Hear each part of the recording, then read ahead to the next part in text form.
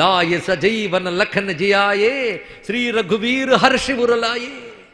ఎప్పుడైతే లక్ష్మణస్వామిని బ్రతికించాడో అప్పుడు హనుమతో అంటున్నాడు, అసలు నీవు చేసిన ఉపకారం లాంటి ఉపకారం ప్రపంచంలో ఇంకెవ్వరూ చెయ్యలేరయ్యా.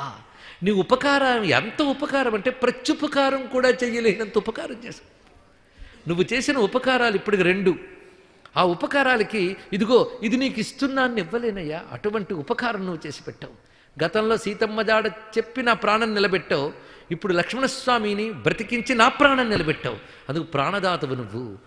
అందుకు నీకేమివ్వగలను అని రాముని చేత అనిపించిన వాడు హనుమంతుడు ఒక్కడేనండి. ఇది తెలుసుకోవాల్సింది. ఇక్కడ అన్నాడు, సీతమ్మ జాడ తెలిసినప్పుడు కూడా నువ్వు చేసిన ఈ పని ఎంత గొప్పదో నాకు తెలుసు. ఒక వీరుడికి అర్థమవుతాడు మరొక వీరుడు, ఒక విద్వాంసుడికి అర్థమవుతాడు మరొక విద్వాంసుడు. అందుకు లంక వైపు వెళ్ళడం కానీ, 100 యోజనాల సముద్రాన్ని దాటడం కానీ, అక్కడ అప్రతిహతంగా సీతమ్మని చూడడం కానీ, లంకని దహనం చేయడం కానీ, అసుర సంహారం చేయడం కానీ ఊహలో కూడా ఎవడు చేయలేడు.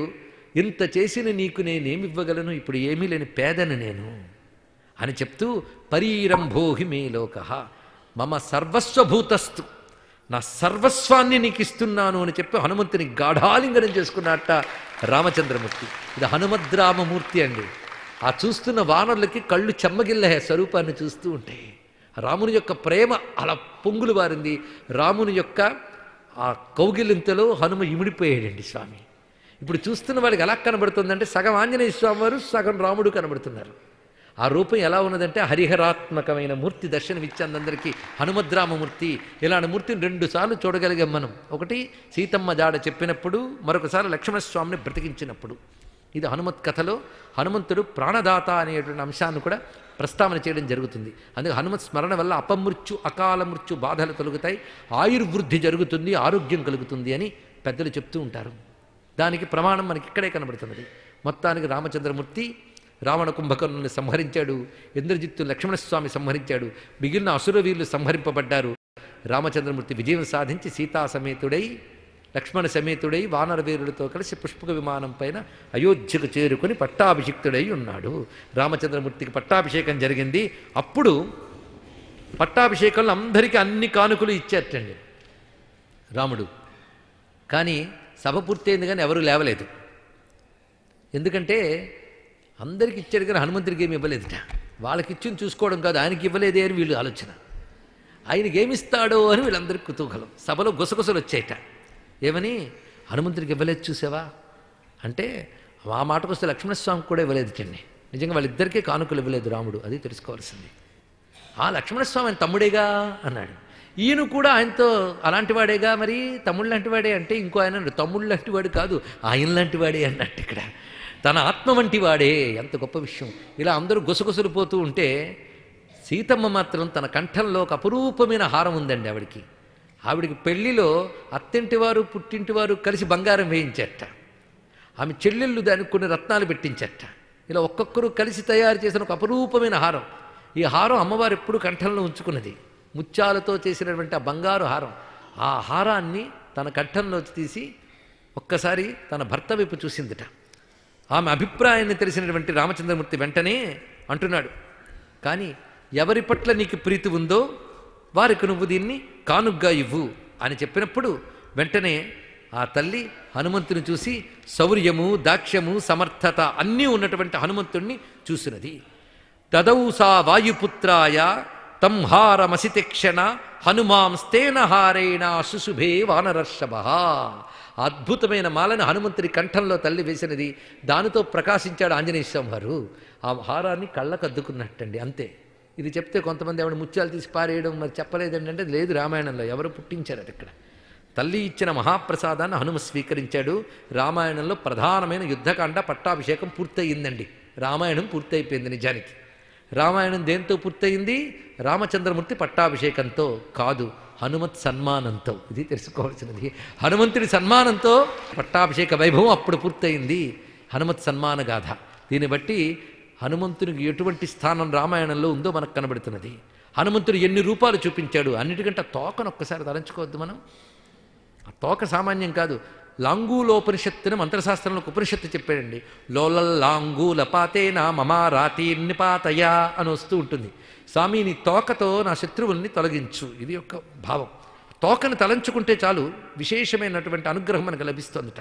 అందుకే హనుమంతుడు నువ్వు లంకను తగలబెట్టావు కదా అంటే నేను కాదు, నా తోక అని చెప్తాడండి నేను. నిజమే. అయితే తోక తగలబెట్టింది కాదు, రావణుడి పాపం తగలబెట్టింది. అంటే వాడు చేసుకున్న వాడి పాపం వాడిని తగలబెట్టింది. అందుకే తోక మంట కాదు తగలబెట్టింది, అమ్మవారి శోకపు మంట తగలబెట్టింది అన్నారండి. ఉల్లంఘ్య సింధో సలిలం సలీలం యశోకవన్హిం జనకాత్మజాయా ఆదాయ తేనైవ దదాహ లంకాం నమామితం ప్రాంజలిరాంజనీయం. అమ్మవారి దగ్గరికి వెళ్ళాడు ఆంజనేయ స్వామి వారు. అమ్మవారి లోపల శోకం అనే అగ్ని ఉంది లోపల, అవునా లేదా? ఆంజనేయ స్వామి వారు ఏం చేశారు? ఆ శోకాగ్ని తీసేశాడు, తీసేసి చల్లబరిచాడు. తీసేసిన శోకాగ్ని ఎక్కడ పెట్టాలని ఆలోచించట, అది తోక మీద పెట్టి మొత్తం లంక తగలబెట్టేట. ఇది తెలుసుకోవాల్సింది. కనుకనే లంకను తగలబెట్టింది హనుమంతుడి తోక మంట కాదు, అమ్మవారి శోకపు మంట. అందుకే ఒక స్త్రీని ఏడిపిస్తే ఆ కన్నీరు నిప్పై కాల్చుతుంది అని దీన్ని బట్టి మనకు తెలుస్తున్నటువంటి అద్భుతమైన అంశం ఇక్కడ. ఈ విషయాన్ని ప్రస్తావన చేశాడు. అంతేకాదు ఆ తోకకున్న మహిమను మనం కీర్తించాలి. ఈ తోక శక్తి స్వరూపము. అందుకే ఇప్పటికీ తోకకి బొట్టు పెట్లు పూజ చేయడం అనేది కనిపిస్తుంటుందండి. ఎలాంటి ఆపద తొలగాలన్నా తోకకి బొట్లు పెడతారు. ఈ బొట్లు పెట్టడం మనకి తమిళనాడులో ఎక్కువగా కనబడుతున్నది. మొన్న మనం చెప్పుకున్న శచీంద్రము, అంటే మీరందరూ శుచీంద్రం అంటారే, ఆ శచీంద్రంలో స్వామివారి తోకకి ప్రత్యేకం బొట్లు పెడతారండి. ఇదొక ఆ తోకకి సంబంధించి అనేక అంశములు మనకు కనబడుతూ ఉంటాయి. ఈ తోక గురించి అద్భుతమైన కథ పరాశర సంహితలో మనకు కనబడుతుంది. ఈ తోక వర్ణన మహానుభావుడైనటువంటి అన్నమాచార్యులు వారు ఒక చోట చేస్తారు. దాని ప్రకారంగా ఆయన ఏం చెప్తారంటే, సారుకు భీముడు పురుషామృగము తెచ్చు చోటు నీ రోమములు కావా నిఖిల కారణము. తోకకున్న శక్తిని ఒక్కసారి పరిశీలిద్దాం. ఇక్కడ ధర్మరాజు రాజసూయాగం చేశారు. అప్పుడు ఎంతమంది వచ్చారు? మొత్తం భూమండలంలో రాజులందరూ వచ్చారట, బంధువులు పరివారము. ఇందులో ఒక్కొక్క పని ఒక్కొక్కరికి అప్పగించాడు. భీమసేనుడికి అప్పగించింది ఏంటి అంటే భోజనాల డిపార్ట్మెంట్. అందరికీ వంటలు పెట్టడం, వడ్డించడాలు అవన్నీ ఆయన బాధ్యత. అందుకే వంటలు సరిగ్గా జరుగుతున్నాయా చూడలేదు చూడండి, ఎందుకంటే వంటల్లో నిపుణుడు కదా. అందుకే పాకాచారులు సరిగ్గా చేస్తున్నారా లేదా, వచ్చిన వాళ్ళందరూ తిన్నారా లేదా, ఇది ఆయన పని. అంతమంది తిన్నప్పుడు తిన్న విస్తర్లు చెత్త అంతా పేరుకుందింటుంది రాశియాగంలో. ఇది క్లీన్ చేయాలి, అది ఆయన బాధ్యతనే. అప్పుడు ఆలోచించాడు, ఎలాగ ఇంత పేరుకుపోతున్న చెత్తని క్లీన్ చేయాలి. అప్పుడు ఆయన ఆలోచన చేస్తే ఒకరెవరో సలహా ఇచ్చారట, ఇంత పెద్ద పెద్ద చెత్తని మామూలుగా క్లీన్ చేయలేం మనం, ఇవి క్లీన్ చేయాలంటే పురుషామృగమునకు మృగం ఉంది, అది స్వర్గలోకంలో ఉంటుంది. అది ఆ పురుషామృగాన్ని కానీ తీసుకువస్తే అది ఉన్న చోట మొత్తం అక్కడ ఉన్నటువంటి చెత్తనంతటినీ లాగేస్తుంది రండి. ఇప్పుడు అలాంటిది ఏదో భారతదేశానికి రావాల్సిన అవసరం ఉంది చాలా. అది మొత్తం అంతటినీ లాగేసుకుంటుందిట. అది లాగి తన లోపల దహనం చేస్తుంది. అది దాని శక్తి. అది ఈ పురుషామృగం స్వర్గంలో ఉంది. ఎవరు తెస్తారు? పంచపాండవులు యోగశక్తి కలవాళ్ళు, మర్చిపోవద్దు. ఒక ఆయన ఏకంగా శివుడు అనుగ్రహం పొంది ఇంద్రలోకానికి వెళ్ళినవాడు, హనుమంతుడు ఆలింగనం పొందినవాడు ఒక ఆయన. ఇంక చెప్పడానికి ఏమన్నది అందుకు. అయితే నిజానికి ఈ ఘట్టం జరిగేటప్పుడు ఆలింగన భాగ్యం దాకా ఇంకా వెళ్ళలేదు ఈయన, రాజసూయాగం ముందే జరిగిందిగా. అందుకు రాజసూయాగం జరిగినప్పుడు ఈ మహానుభావుడు నేను ఎలాగైనా వెళ్ళి తీసుకొస్తానని, యోగశక్తితో వెళ్ళడానికైనా కొన్ని కేంద్రాల్లో యోగశక్తిని మనం జాగృతిపరచాలి, అప్పుడు స్వర్గానికి వెళ్ళగలంట. అది ఎక్కడంటే హిమలపత్ పర్వత ప్రాంతాల్లో బదరీ కేదార్ మొదలైన ప్రాంతాలు దాటగలిగితే అక్కడ సాధన చేస్తే దివ్యలోకాలతో అనుబంధం ఏర్పడుతుందండి. ఇది ఒక రహస్యమైన అంశం. కనుక అక్కడ తాను యోగ సాధన చేసి స్వర్గలోకానికి వెళ్ళి సూక్ష్మదేహంతో వెళదామని అనుకున్నాడు ఆయన.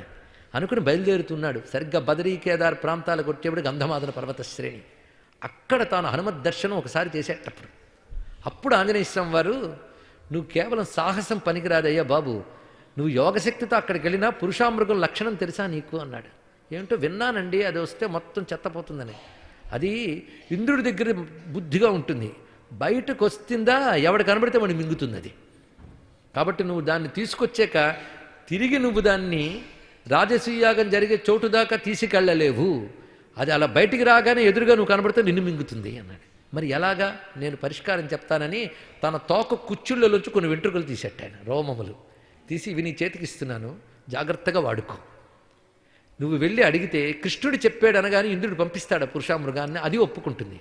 కానీ అది ఎక్కడ నీ మీద దుమకబోతుందో అక్కడ వెంటనే ఒక వెంట్రుకను పడి, ఎక్కడ నా రోమం ఒకటి పడుతుందో అక్కడ ఒక మహాలింగం ఆవిర్భవిస్తుంది. అక్కడ వాడు మహాశివభక్తుడు పురుషామృగం, వెంటనే అక్కడ కూర్చొని నమ్మక చమ్మకాలతో అభిషేకం చేయడం మొదలెడతాడు. వాడు ఆ పూజ చేసేటప్పుడు కొంత దూరం నువ్వు వచ్చావు, కానీ వాడు మళ్ళీ అదంతా పూర్తి చేసుకుని నువ్వు కొంత దూరం వచ్చాక మళ్ళీ వస్తాడు వాడు, అప్పుడు మళ్ళీ ఒకటి పడి మళ్ళీ పూజ చేస్తాడు. ఇది ఈ రోమములకు ఉన్నటువంటి లక్షణమని ఇచ్చాడు. ఇది పట్టుకు వెళ్ళాడు ఆయన. ఇంద్రుడి దగ్గరికి చేరగానే ఇంద్రుడిని ప్రార్థన చేస్తే కృష్ణ కార్యం తప్పకుండా తీసుకెళ్ళన్నట్ట. పురుషామృగాన్ని అడిగాడు, నువ్వు వస్తావా అని. పురుషామృగం చెప్పిందట, ఇక్కడ నేను బుద్ధిగానే ఉంటాను, ఇక్కడ నుంచి కదిలిన తర్వాత నాకు ఆకలి పెరిగిపోతుంది, ఎవడు ఎదురుగా కనబడతాడో కరకర నమలేస్తాను అందుట. ఇక్కడ నిన్ను నువ్వు కాపాడుకుంటూ తీసుకెళ్ళగలిగితే నాకే అభ్యంతరం లేదన్నది. సరే నేను చూసుకుంటానులే రా అన్నాడు. ఇంకా అది తంతు. ఎక్కడ అది దుమకబోతుంటో అక్కడ ఒక రోమం వేయడం మొదలెట్టేట. అలాగా మొత్తం రాజసూయ యాగం దగ్గరికి వచ్చేటప్పటికల్లా ఉన్నవన్నీ అయిపోయాయి. ఇంకా దుమకబోతూ ఉంటే తాను ఒక దుముకి ఆ రాజసూయ యాగ ప్రాంగణంలోకి వెళ్ళాడు. అయితే అక్కడికి వెళ్ళిపోతే పర్వాలేదని ముందే చెప్పాడు ఆయన, ఎందుకంటే అక్కడ కృష్ణ పరమాత్మ ఉన్నాడు కనుక ఏం పర్వాలేదుట. అక్కడ వెళ్ళేటప్పుడు ఏమైందంటే ఒక కాలు లోపల పెట్టేట, ఒక కాలు బయట ఉంది, ఆ బయట ఉన్న కాలును పట్టుకుంది పురుషామృగం గట్టిగా. అటు అది లాగుతోంది, ఇటు ఈయన లాగుతున్నాడు భీముడు, వల్ల కావడం లేదు. అప్పుడు ధర్మరాజు మొదలైన వారందరూ వచ్చేట, ఇదిగో నువ్వేం చెప్పావు, రాజసూయాగ ప్రాంగణంలోకి వచ్చి కృష్ణ పరమాత్మ ఉంటాడు కనుక ఏమీ చెయ్యను అన్నావు కదా, మరి ఇప్పుడు నా కాళ్ళు పెట్టి లాగుతున్నావు ఎందుకు అంటే, లోపలికి వెళ్ళని కాలనే నేను లాగుతున్నాను అందుటి. ఇక్కడ ఇప్పుడు ధర్మం చెప్పాలి, ఇతను విడిచిపెట్టాలా పట్టుకోవాలి. ధర్మరాజుని పిలిచింది, నాకు ఎవడు చెప్పినా నమ్మను, నిష్పక్షపాతంగా ధర్మం చెప్పగలిగేవాడు ధర్మరాజు కనుక ఇప్పుడు నేను భీమసేనుని విడిచిపెట్టాలా లేక పట్టుకులాగాలో ధర్మరాజే నిర్ణయించుగాక. నేను చెప్పాను కృష్ణ పరమాత్మ లోపల ఉంటాడు కనుక నువ్వు లోపల అడుగు పెడితే నేనేమీ చేయనని. కానీ ఒక అడుగు లోపల పెట్టాడు, ఆ అడుగు నేను చెయ్యను, బయట ఉన్న అడుగు పెట్టి లాగేస్తాను, నువ్వేమంటావు అనంటే ధర్మ ప్రకారంగా లోపల అడుగుని మాత్రం నువ్వు విడిచిపెట్టు, బయట ఉన్న అడుగును లాగేసేయి అన్నట్టు ధర్మరాజు. చూడండి, వెంటనే శభాష్ అన్నది పురుషామృగం. నిష్పక్షపాతంగా ధర్మం చెప్పడంలో ధర్మరాజు అగ్రగామి అని మరొక్కసారి రుజువయింది. నీ ధర్మనిష్టకు చాలా సంతోషించి నీ తమ్ముడిని విడిచిపెడుతున్నాను అంటే ఎంత అద్భుతమైన అంశం చూశారు ఇక్కడ. మొత్తానికి హనుమంతుడు ఒక్క రోమం కింద పడితే ఒక లింగం ఆవిర్భవించింది. ఈ కథ జరిగిందా లేదా అనేది ప్రశ్న కాదు, హనుమంతుడు రోమాలలో ఎన్ని శివలింగములు ఉన్నాయో చూడండి. దీన్ని బట్టి హనుమంతుడు సాక్షాత్ శివస్వరూపుడు, మహాలింగమూర్తి అనేది కూడా ఇక్కడ దర్శనమిస్తున్న గొప్ప అంశం. అందుకే హనుమంతుడి తోకలో ఉన్న శక్తులు అలాంటిది. అందుకు శివ శక్తి రెండూ ఉన్నాయట తోకలో. అందుకే పెద్దలు ఒక మాట చెప్తారు, దేవతలందరూ వెళ్ళి పరమేశ్వరుని ప్రార్థన చేశారు, రావణ సంహారం కోసం నారాయణుడు రాముడే ఇచ్చాడు, నువ్వు ఇలా కూర్చుంటే లాభం లేదు, నువ్వు రా అన్నట్ట. అంటే వస్తాను, తప్పకుండా వస్తానన్నట్ట, అవతరిస్తాను అని. వెంటనే అమ్మవారు అన్నట్ట, నేను వస్తాను అందుట. నువ్వెందుకు తోకలాగా అన్నట్ట. అలాగే వస్తాను స్వామి అందుటండి. అందుకే తోకలాగే వచ్చిందిట. హనుమంతుడి తోక శక్తి, హనుమంతుడు శివుడు కలిపితే శివశక్త్యాత్మకం. ఇది దీని యొక్క అంశము. ఇది ఒక భావన చేస్తున్నారు. అందుకే ఆ తోకకి అమ్మవారు కదండి ఆవిడ, అమ్మవారు గనకనే పతివ్రత కంట నీరు పెడితే తట్టుకోలేదు ఆవిడ. పతివ్రతాంగనాభీష్ట ఫలదాయే నమో నమః. అందుకే మహాపతివ్రత అయిన సీతమ్మ కంట తడి పెడితే ఆ తోక ఊరుకోక రగిలిపోయి లంకను తగలబెట్టింది. ఇది తెలుసుకోవాల్సిన మరొక అంశం. ఈ విధంగా హనుమంతుని యొక్క వాలము లాంగూలములో ఉన్నటువంటి శక్తిని మనం గ్రహిస్తున్నాం. చివరిగా హనుమంతుని యొక్క అవతార వైభవాన్ని ప్రస్తావన చేసుకుంటూ 9 అవతారాలు స్వామివారికి చెప్పారు. వీటిని నవావతారమూర్తి అని చెప్తారు.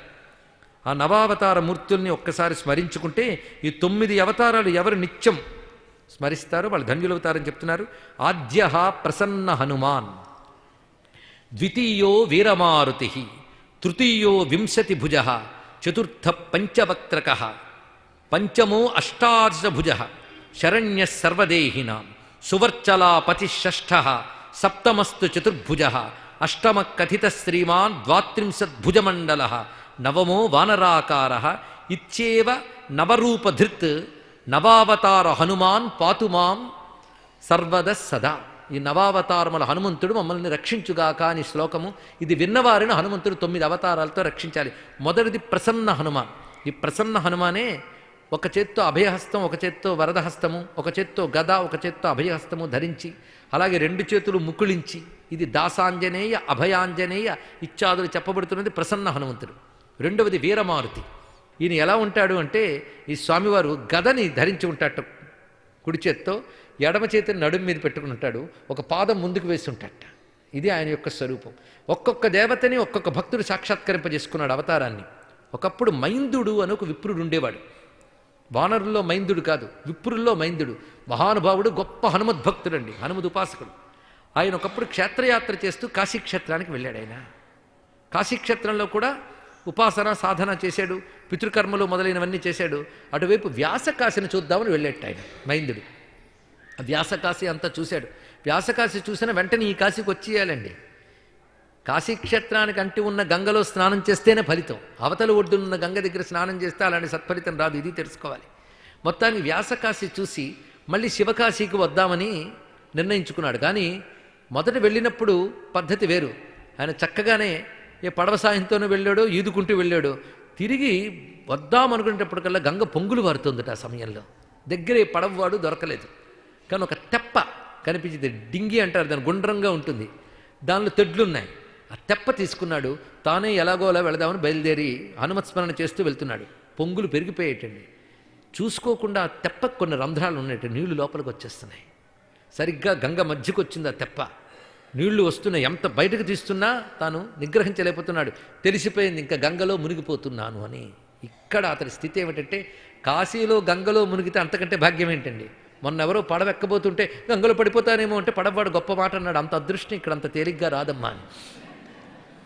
అక్కడ మొత్తానికి అతను కూడా తెలిసిపోయింది ప్రాణప్రయాణ సమయం. ఆ సమయంలో భగవంతుడు గుర్తు రావడానికి యోగం ఉండాలండి. నిరంతర అభ్యాసం ఉన్న వాళ్ళకి భగవంతుడు గుర్తొస్తాట. నిరంతర అభ్యాసం ఉండాలి. నిరంతరం హనుమంతుని ధ్యానించి ఆయన ఇంక చుట్టూ పరిస్థితి వైపు దృష్టి చెదరకుండా తన ఉత్తరీయాన్ని ముఖం మీద వేసుకుని ధ్యానంలోకి వెళ్ళిపెట్ట పద్మాసనంలో. ఇంకా చుట్టూ గంగ కానీ పడవ కానీ ఒడ్డునున్న కాశీ కానీ అవతలున్న వ్యాస కాశీ కానీ ఇంకేమీ ఆయన గుర్తులేదు. కేవలం హనుమత్ స్వరూపం మాత్రమే ధ్యానంలో ఉన్నది. అదే ధ్యానిస్తున్నాడు. హనుమంతుడు తప్ప అన్యము లేని స్థితికి వెళ్ళిపోయాడు. సమాధి స్థితి అంటారు దీన్ని. తాదాత్మ్యం చెందిపోయింది ఆయన యొక్క భావన, ఆయన బుద్ధి హనుమంతుడితో తాదాత్మ్యం చెంది పరవశించిపోతూ ఉన్నాడు. తాను మైమరిచిపోయాడు. సమాధి స్థితి వచ్చింది. ఎంతసేపు అలా ఉన్నాడో ఆయనకే తెలియలేదు. కానీ కొంతసేపటికి వేల కొలది ప్రజలు చప్పట్లు కొడుతూ అరుస్తూ జై వీర హనుమాన్, జై వీర హనుమాన్, జై విశ్వేశ్వర విశ్వనాథ అంటున్న అరుపులు వినబడ్డాయి. కళ్ళు తెరిచేసాడు. ఈ ఒడ్డును పడవ మీద క్షేమంగా ఉన్నాడండి అతను. ఎలా వచ్చాను ఇక్కడికి ఆశ్చర్యపోయి లేచి నిలబడ్డాడు. వాళ్ళందరూ చూసి ఆహా ఎంత అదృష్టవంతుడయ్యా నువ్వు అన్నారు. అసలు ఏం జరిగింది? నాకు తెలిసి ఇప్పుడు సమాధి స్థితి నుంచి ఇప్పుడు బయటపడ్డాను. అప్పుడు నాకు తెలిసి ఇంకా మరణిస్తున్నాను అనుకున్నాను. ఇప్పుడు ఎక్కడున్నాను నేను అన్నాడు. నువ్వు కాశీక్షేత్రంలో క్షేమంగా ఉన్నావు. ఇక్కడ మేము ఈ ఒడ్డున ఉండగా నీ పడవ మునిగిపోతూ ఉండడం మాకు కనబడింది. వెంటనే మేము ఆహాకారాలు ఎత్తి ఎలా కాపాడాలా అనుకున్నాం, కానీ మా వల్ల కావట్లేదు. ఆ సమయంలో ఒక ఆశ్చర్యకరమైన అంశం జరిగింది. ఎక్కడి నుంచి దుమికిందో ఒక కోతి దుమికి ఆ పడవని చేత్తో ఎత్తి పట్టుకుని క్రమంగా తానే అలా తీసుకొచ్చి ఈ ఒడ్డును పెట్టిందయ్యా. కోతి అది పట్టుకు తెచ్చిందంటే అది ఎంత క్రిందికున్నది. అది మాకు ఆశ్చర్యం కలిగింది. ఒడ్డును పెట్టేకి తెలిసింది అది మామూలు కోతి కాదు, సాక్షాత్ ఆంజనేయుడని. వెంటనే మేము తెలుసుకునే లోపల అంతర్ధానమైంది అనగానే విలవిల్లాడిపోయాడండి. ఇంత ఉపాసన చేస్తే దర్శనం మీకు దొరికింది కానీ నాకు దొరకలేదే. నాకు రక్షణ కంటే దర్శనం కావాలే అని ఒక్కసారి నన్ను విడిచిపెట్టండి. హనుమంతుడిని చూడనప్పుడు బ్రతికి లాభమేమిటి అని ఒడ్డుకు చేరి పై మెట్టి మీద ఎక్కి గంగలో దూకబోతూ ఉంటే చేత్తో వెనక్కి తోసేటెవరో చూస్తే వెనక్కి పడిపోయి తర్వాత కళ్ళు తెరిచి చూసేటప్పటికల్లా ఒక చేత్తో గద పట్టుకుని ఒక చెయ్యి నడుం మీద పెట్టుకుని అభయం చెప్తూ ఆంజనేయ స్వామి వారి దివ్య దర్శనం జరిగింది మైందుడికి. ఇది రెండవ అవతారం. అప్పుడు స్వామి ఏమిటయ్యా నాకు దర్శనం ఇవ్వలేదు అంటే, నీకు దర్శనం ఇవ్వాలంటే నీ నుంచి నేను బయట ఉండాలిగా. నువ్వు ఆ సమయంలో ధ్యాన సమాధిలో నువ్వు నాతో ఏకమై నీలోనే నేను ఉన్నాను కనుక నీ దర్శనం ఎక్కడవుతుందయ్యా అన్నాడు. ఇక్కడ అయినా ఎప్పుడు నీ భావంతో తాదాత్మ్యం చెంది నీ వెంటే ఉంటాను. నన్ను ఆశ్రయించిన భక్తుల్ని వెన్నంటి ఉంటాను, వారి హృదయంలో ఉంటాను. అవసరమైతే నువ్వు కోరుకున్నప్పుడు ఇలా ఎదురు కనిపిస్తాను. కాబట్టి ఇప్పుడు నువ్వు గంగలో దూకుతా అని ఇప్పుడు అనకు. నువ్వు అనుకుంటే నీకు కనబడతా. నువ్వు చేయాల్సినవి చాలా ఉన్నాయి. నీ ద్వారా జ్ఞానము ధర్మము ప్రతిష్ఠింపబడాలి. ఇవన్నీ చేస్తూ సుఖంగా ఉండు. తర్వాత నువ్వు గంగలో దూకక్కర్లేకుండానే నాలో ఐక్యమవుతావు అని స్వామి అభయవచనాన్ని ఇచ్చాడు మైందునికి. ఇలా మైందుని అనుగ్రహించినది రెండవ అవతారం అని చెప్తారు. అదేవిధంగా తృతీయో వింశతి భుజ, 20 చేతుల ఆంజనేయ స్వామి స్వరూపం. ఇది ఎక్కడుందో తెలుసా? మనం ఈ కథ చెప్పుకున్నాం. బ్రహ్మదేవుడికి విరాట్ రూపం చూపిస్తాడు కదా, అది 20 చేతుల ఆంజనేయ రూపం.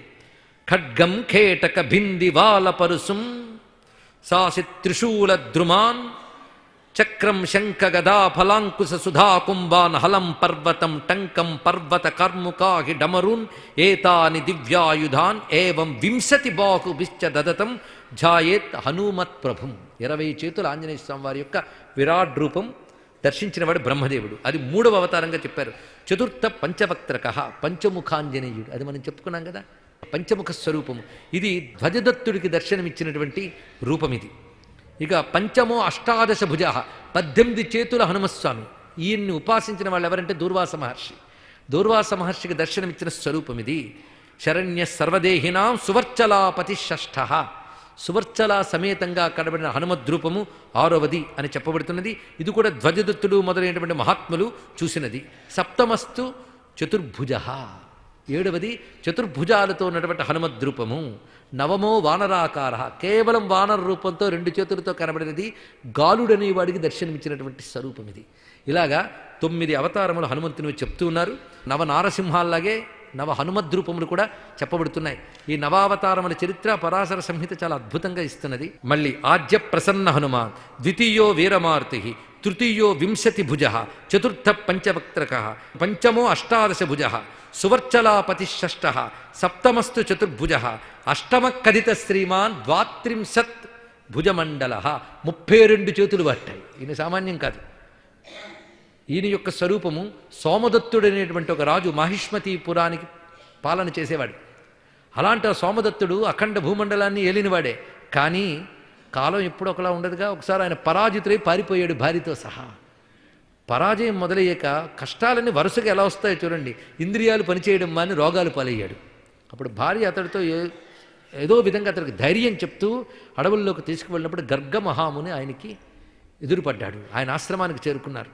అప్పుడు ఆ తల్లి పాదాలపై పడి శరణు వేడితే గర్గమహాముని హనుమన్ మంత్రాన్ని ఉపదేశించాడు. ఆ మంత్రం కొన్ని బీజాక్షములు కలిసి వీరస్వరూపాన్ని చెప్తుంది ఇక్కడ. ఆ మంత్ర జపం చేయగా హనుమంతుడు అరుదైన తన రూపాన్ని చూపించట.